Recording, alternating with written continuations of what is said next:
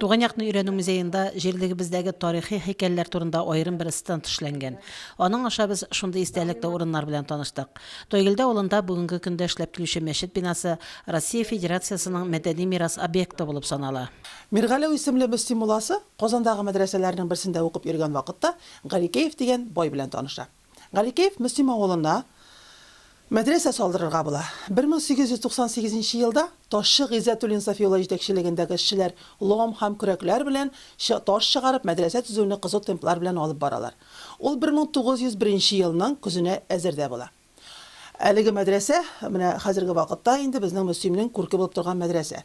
Олышакмак авылында урнашкан элекеге мәдрәсә бинасы Татарстан Республикасының мәдәни мирас объекты.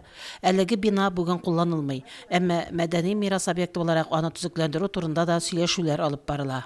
19 гасыр башында Бохарада укып кайткан шәкертләр ярдәмендә бу төбәктә мәдрәсәләр ачыла. Анда Бохара усулы белән укыту башлана. Шундый мәдрәсәләрнең берсе 1830 елда Олышакмак авылында эшләп китә. Үзенең үткәнен белмәгән халыкның киләчәге юк дигән әйтем бар халыкта. Тарихи һәйкәлләр һәм истәлекле урыннар нәкъ менә шушы үткәннәребезне белергә ярдәм итә. Бүгенге һәм киләчәк буынны җирлегебезнең үткәне халкыбызның яшәеше белән таныштыра.